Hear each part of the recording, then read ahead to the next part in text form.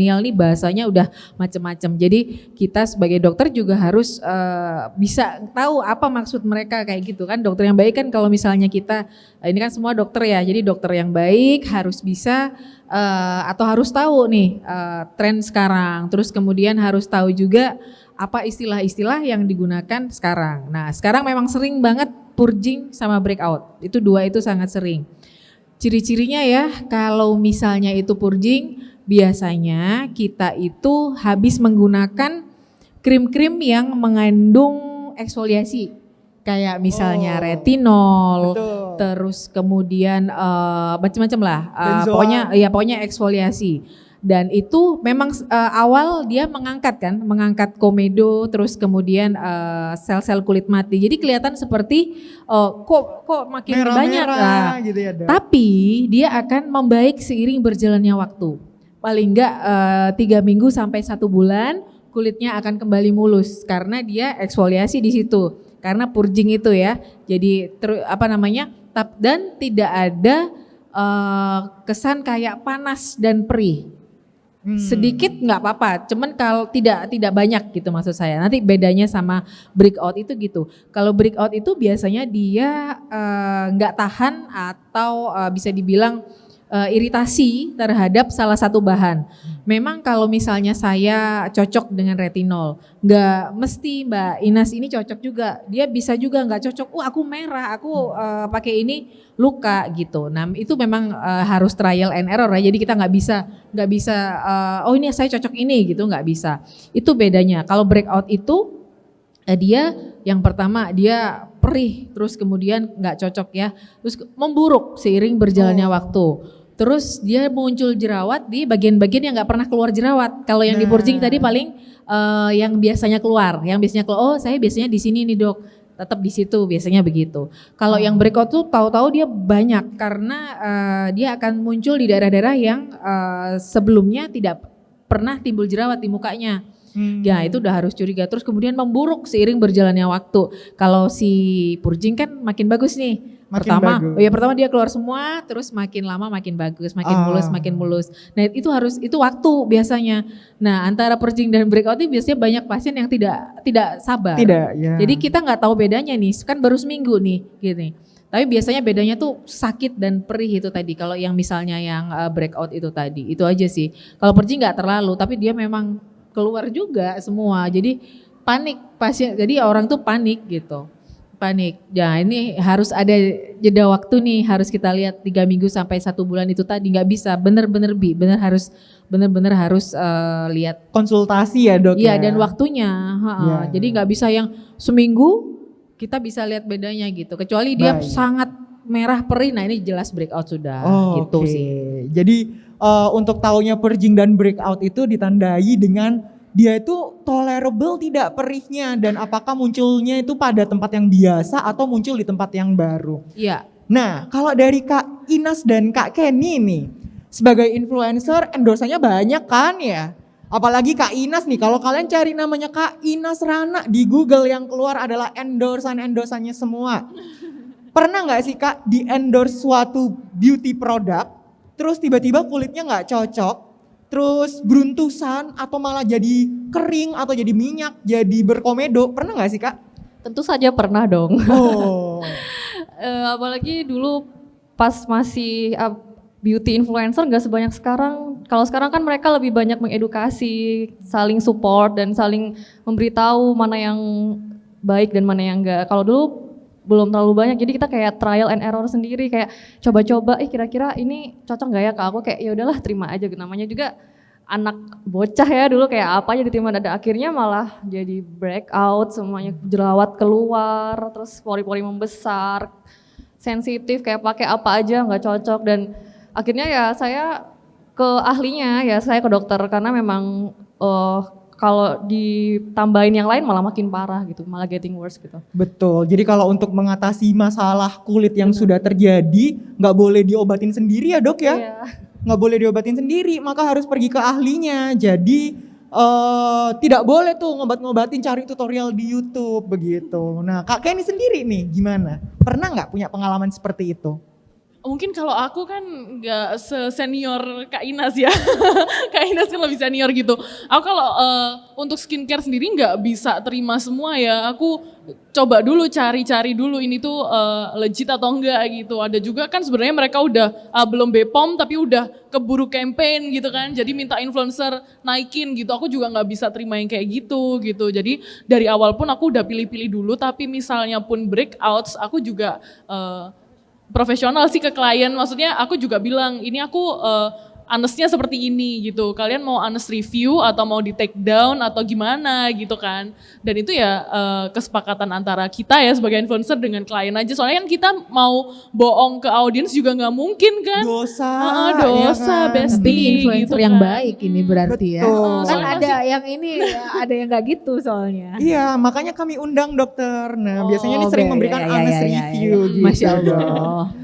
Oke, yuk kita lanjutkan lagi nih. Tadi kan basic skincare yang ketiga adalah protecting, yaitu sunblock. Nah, dokter saya mau tanya, ada yang bilang sunscreen, ada yang bilang sunblock. Nah, itu sebenarnya bedanya apa ya, Dok? Oke, bedanya sunblock sama sunscreen. Sunscreen, dia screening. Jadi sinar matahari itu masih tetap bisa masuk tapi difilter sedikit ya. Dan itu bahannya kimia kalau sunscreen. Kalau sunblock, block ya, dia benar-benar blocking di situ. Jadi dia memantulkan sinar matahari. Dia physical. Biasanya kalau dok bagus chemical sunblock atau physical ya, itu Betul. biasanya orang di situ. Nah kalau misalnya block itu jelas fisik gitu aja kan, buat gampangannya kata-katanya gitu. Kalau yang chemical itu bagus di kulit, dia bisa rata putihnya itu, kita nggak usah apply banyak-banyak.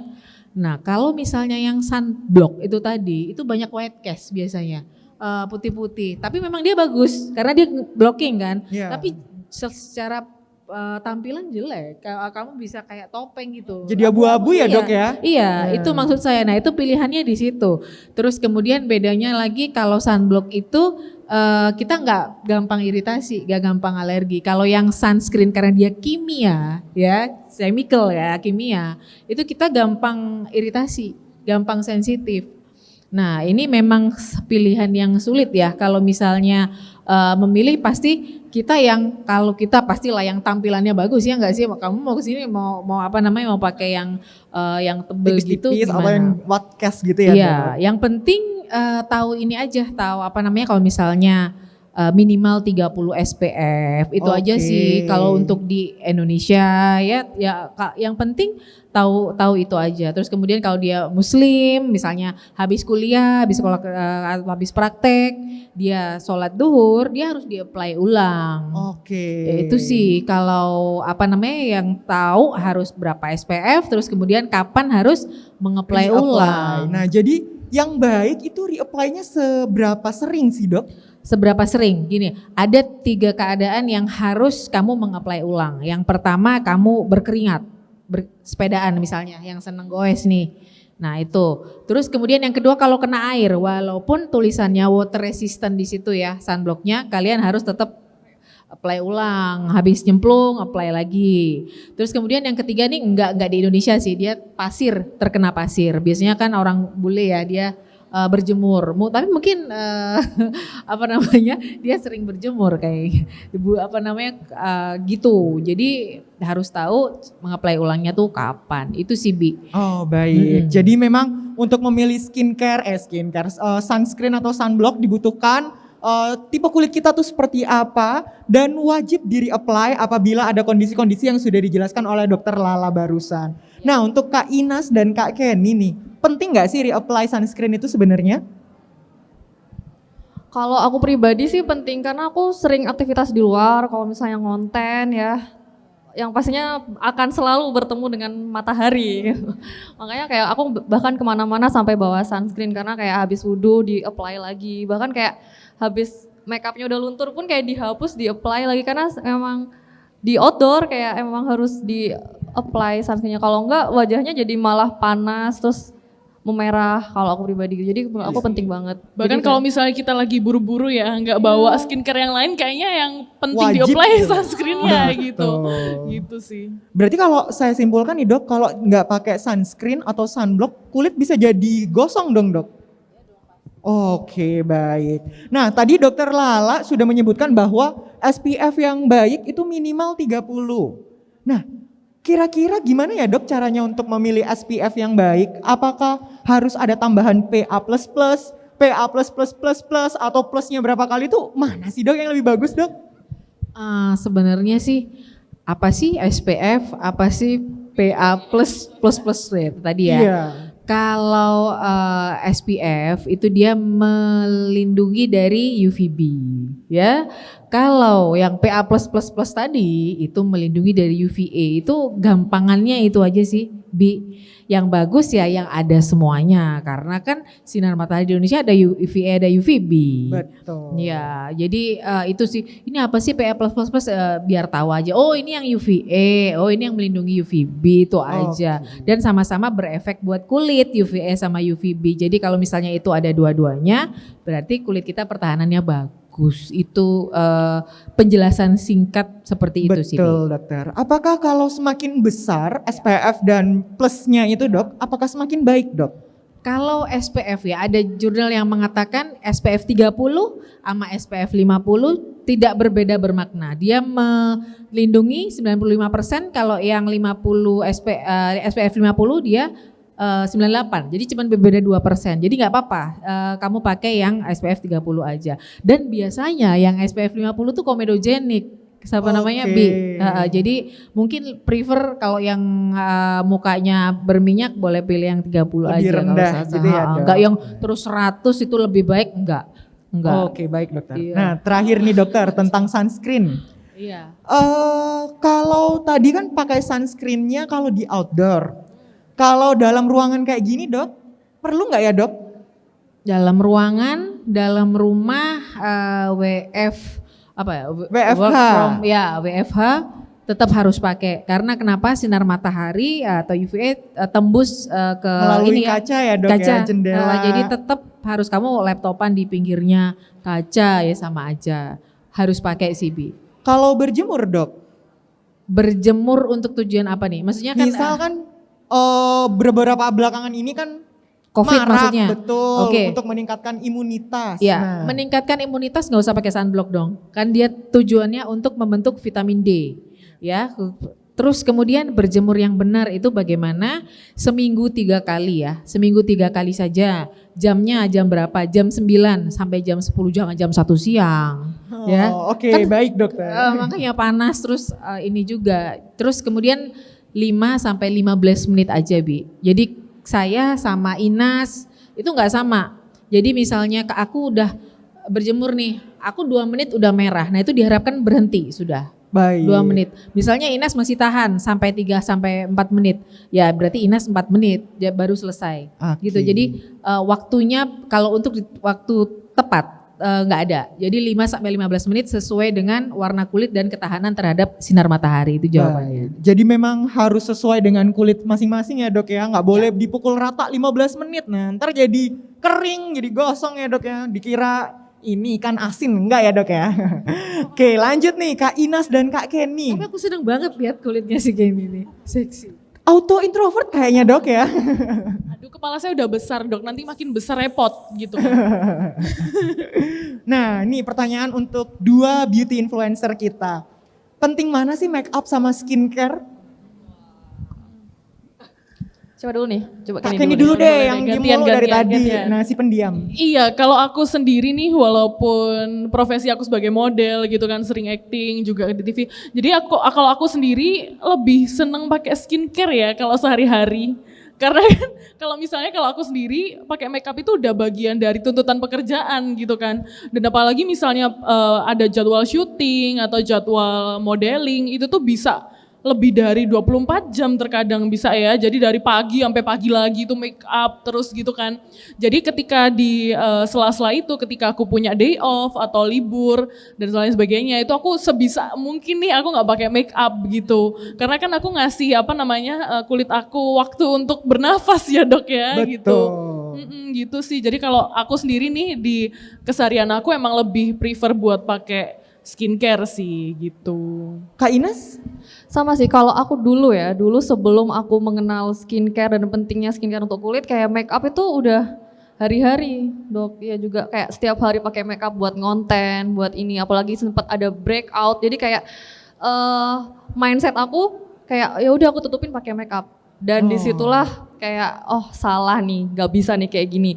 Jadinya disitulah terbentuk mindset baru kalau skincare itu lebih penting ya. Bahkan kayak sekarang sebisa mungkin kalau cuman keluar hari-hari nggak ada kegiatan ngonten atau gimana, aku nggak biasain pakai makeup, cukup skincare aja sama sunscreen. Oke, nah kalau misalkan untuk layeringnya sendiri nih Kak, bisa nggak ya? Misalkan apa dulu yang dipakai? Apakah sunblock dulu atau lalu ditutup dengan complexion atau gimana ya Kak ya? Kalau aku pengalaman pribadiku ya, kulitku tuh jadi bagus pas dipakein makeup itu kalau malamnya itu cukup tidur. Ini beneran sih ceritanya nih, kayak cukup tidur, minum air juga cukup. Nah kalau misalnya aku malam itu begadang, terus makan sembarangan, terus kurang minum, itu pagi ditempelin skincare sebagus apa? Gak makanya nempel. Jelek. Iya dok, jadinya cracking ya. Kering, terus kayak pori-pori membesar itu sampai kayak teman aku, kamu kok kayak gini pagi-pagi kulitnya. Jadi berdasarkan pengalaman pribadi, basicnya adalah dari diri kita dulu, terus kita pakai skincare hari-hari, baru apply make up. Oke, berarti skincare itu apapun itu mau ditolak gimana pun tetap penting ya. Nah kalau untuk Kak Kenny nih tak tanyain ya. Iya, kalau aku sendiri kan emang kulitku cenderung kering ya. Betul. Jadi dan yang kering itu bukan cuman muka aja tapi bibir gitu. Kalau aku jadi bukan skincare ya tapi lip care mungkin ya. Yeah. Gitu sih.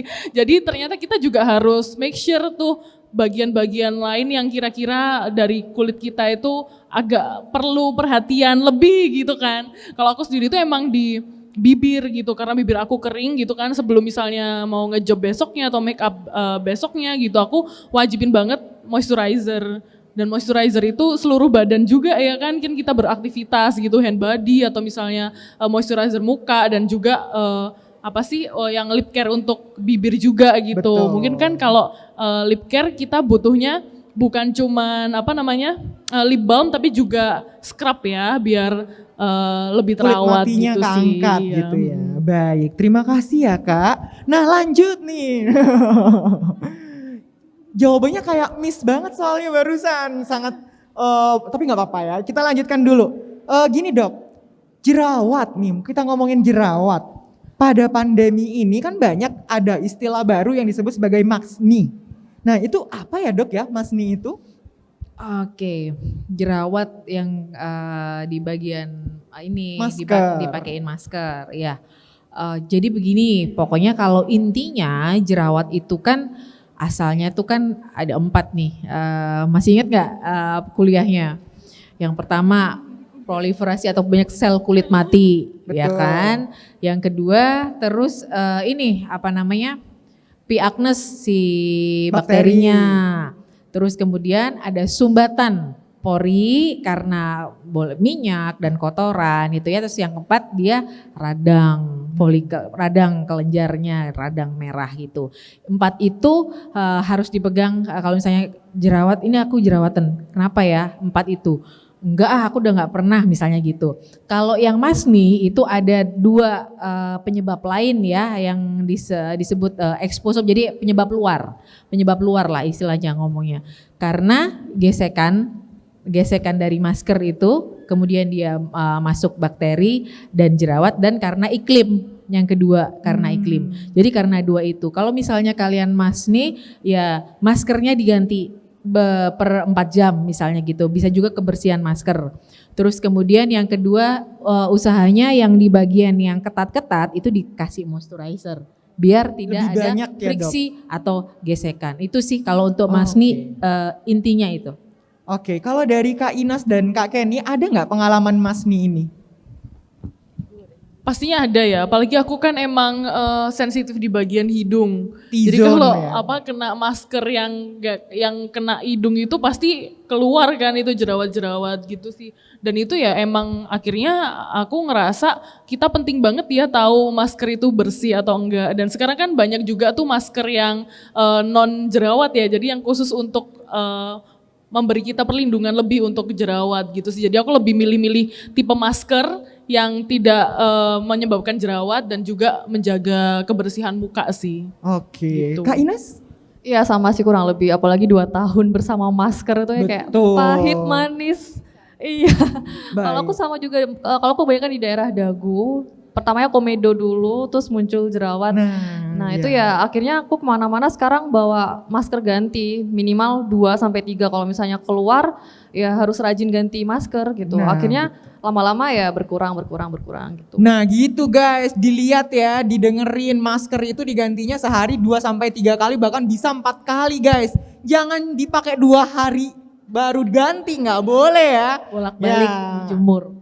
Baik dok, mungkin ini banyak yang ditanyakan. Kalau misalkan udah timbul jerawat, apalagi ngomongin Masni ya dok ya, boleh nggak sih dok kita memencet jerawat itu sebenarnya? Jawabannya tidak boleh. Yang pertama tangan kita kotor, ya banyak bakteri di situ. Meskipun kita sudah enggak deh dok, ini dulu cuci tangan dulu dan lain-lain, memaksakan sesuatu ya kan. Jadi dia mencet jerawat, nanti akhirnya bisa jadi lubang atau scar atau bekas jerawat yang lubang itu jadi lebih jelek dan nanti lebih mahal untuk mengatasinya. Betul. Gitu, nggak boleh jadinya. Nggak boleh ya guys ya, jadi jangan iseng tangannya tuh ya, jarinya untuk mencetin gitu, apalagi Tapi kan. memang kebiasaan ya itu ya. Iya dok, apalagi di YouTube Iya tuh. kalau tidur ini belum. Betul. Di YouTube dok, karena kan ada yang namanya dokter pimple popper gitu loh dok. Jadi mungkin terinspirasi gitu lihat Pimple pop videonya. pimple apa ya itu? Iya pimple popper dok namanya dok. Jadi ngeliat videonya, gemes nih ada jerawat, pencet juga sekalian. Jangan ya, nggak boleh. Tidak higienis. Oke. Selanjutnya dokter, banyak yang ngomongin tentang sheet mask. Masker yang bentuknya seperti lembaran gitu dokter untuk muka. Nah bagaimana sih dok cara kita memilih sheet mask yang baik dan benar itu? Iya, pakai sheet mask boleh-boleh aja Bi. Sesuai dengan jenis kulit kan sekarang banyak sekali dijual bebas ya. Untuk tanya deh sama Ines, mungkin kita kalau habis pakai sheet mask terus make up bagus ya. Jadi lembab banget kulitnya. Betul, nempel dok. Yang perlu diingat adalah seminggu 3-4 kali boleh. Yang kedua jangan lebih dari setengah jam pakainya. Biasanya kan dibuat tidur. Nah itu mungkin sekali 2 kali tidak berefek. Tapi kalau itu sering dilakukan nanti kulitnya akan sensitif. Nanti Oh, ada juga yang malah jadi mengatakan lebih demikian. sensitif ya, Dok? Iya, saya dulu sebelum baca-baca tentang sheet mask ini seharian karena mungkin kan sayang ya, bener. Basah gitu ya dok. Benar seperti itu, tapi paling enggak sekarang udah tahu kalau misalnya ini setengah jam lah boleh, atau misalnya lebih, tapi jangan dipakai tidur seharian gitu. Baik. Itu akan dia menambah sensitivitas pada kulit. Kalau untuk Kak Inas dan Kak Kenny, penting nggak sih pakai sheet mask itu? Kalau aku sheet mask itu biasanya aku pakai kalau keadaan kulit aku lagi kering banget. Nah itu kayak itu menolong banget sih, bener kata dokter tadi kalau abis pakai sheet mask sekitar 15-20 menit ya dok ya, kayak beberapa menit setelah itu apply make up itu kayak bagus, pori-pori mengecil kayak gitu. Jadi menurut aku ya penting gitu untuk Penting banget ya jadinya untuk ya. ngebus lah istilahnya, ngebus selingan skincare kita gitu. Baik. Kak Kenny? Kalau aku sih penting cari yang murah gitu kan ya. Soalnya emang sheet mask sekarang banyak banget ragamnya. Apalagi kayak yang ada satu sheet aja 500.000 gitu kan. Tidak mampu iya, gitu saya. bener. Gitu, jadi kayak kalau aku sih cari yang ya udahlah ya yang 20 ribuan 30 ribuan aja udah bagus gitu kan. Dan Tapi harus yang berkualitas ya Kak ya, jangan yang betul sekali abal-abal. gitu. Jadi kita cari yang affordable gitu kan, apalagi kita mungkin mahasiswa gitu kan, atau misalnya masih kuliah, masih sekolah gitu, cari yang affordable aja udah cukup ya dok ya buat menghidrasi kulit kita yang kering gitu sih. Apa?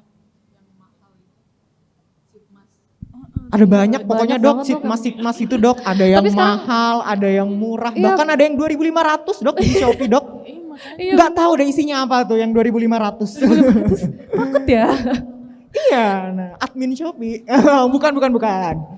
Oke lanjut nih dok, bicara tentang masker yang untuk wajah. Beberapa belakangan ini banyak di konten-konten sosial media dok, yang namanya itu adalah DIY gitu dok. Jadi menggunakan beberapa bahan yang harusnya kita makan, tapi dijadikan tempelan di muka dokter. Katanya ini bisa melembabkan, rehidrasi. Nah itu bagaimana ya dok menurut tanggapan dokter? Misalkan pakai kopi gitu dok. Nah gimana dok? Jadi dulu sih sebenarnya kalau misalnya ada jerawat itu nggak sering ya kalau pasien tuh nempelin kayak bawang putih, terus kemudian lemon, lemon di wajah. Tapi memang itu dari influencer biasanya. Nah, maksudnya bukan nyalain ini tapi nggak. Kalau mereka sih oke ya. Oke dok. Jadi begini, ada yang kulit yang sensitif, ada yang enggak. Kalau kalian pas cocok dan pas tahan ya pasti bagus nanti.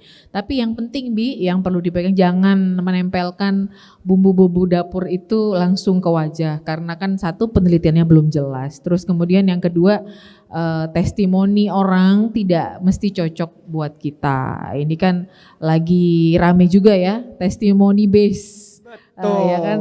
Ya kan lagi rame ini dua dokter ya, bukan calon dokter ya. Iya dok. Dokter ini dong hari bakti dokter dong kita. Iya dokter. Ya juga. gitu. Jadi memang penggunaan bahan-bahan yang tidak sebaiknya untuk muka itu dihindari ya dokter ya, karena bisa menyebabkan nempelin sesuatu yang di dapur langsung itu getahnya nanti bikin iritasi juga. Betul. Ya kalau cocok, ya Betul. kan. Kalau iritasi terus gosong merah malah bahaya. Siapa yang mau tanggung jawabnya nggak sih? Nah, Iya. Oke dokter, terima kasih dokter, terima kasih Kak Ines dan Kak Kenny. Nah karena kita udah bincang-bincang banyak nih ya tentang skincare dari A mungkin sampai M kayaknya ya dok ya, baru separuh kayaknya ya dok ya. Tapi terhalang waktu, mungkin saya persilakan untuk audiens di sini ada yang mau tanya nggak?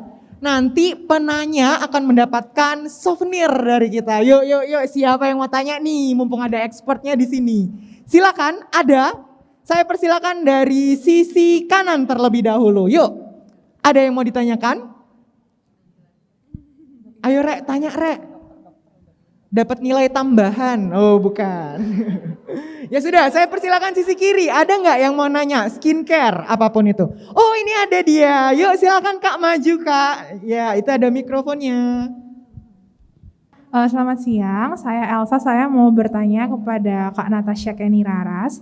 Mau bertanya Kak untuk tips lip care yang sesuai untuk kakak gimana ya, dan tips supaya menjaga bibir supaya nggak mudah kering dan pecah-pecah. Terima kasih banyak Kak Natasha.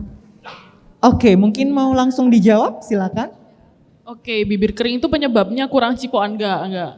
Jadi gini sih, astagfirullahaladzim gitu langsung. Astagfirullahaladzim. Langsung nyala semua kalau begitu aja kalian semangat, kesel gue. Gitu. Astagfirullah. By the way Natasha ada papanya gak sih?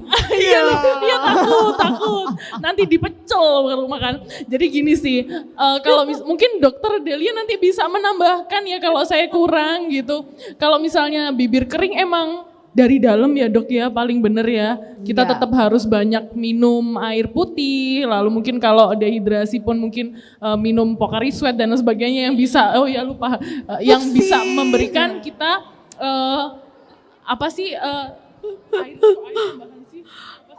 Hidrasi hidrasi tambahan begitu ya kan. rehidrasi. Jadi jangan cuman perkara lip care-nya doang atau skin care-nya doang, tapi kita juga bisa jaga dari dalam itu di mana. Mungkin kan kalau kulit kita harus jaganya lewat minum vitamin E dan lain sebagainya gitu. Tapi kalau lip care sendiri nggak cuman kita pilih-pilih skincare tapi juga make up juga gitu.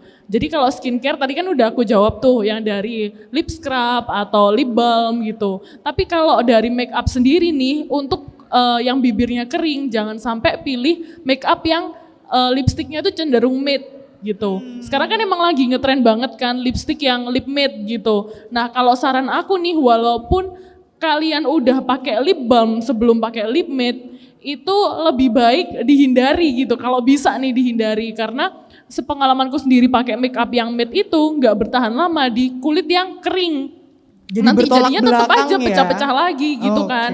Jadi saranku nih selain diperbaiki dari dalam, dari lip care juga make up, cenderung carilah produk-produk lip care, lipstick yang gloss gitu. Jadi jangan, kalau bisa nih ya dihindari Jadi yang matte, lembab atau ya. misalnya waduh cuman ada warna yang matte nih gitu. Biasanya cewek kan suka pilih-pilih warna ya. Itu kita juga bisa pakai clear gloss gitu. Contohnya produknya makeover gitu kan. Produknya Oke. makeover itu ada clear glossnya, itu aku seneng banget.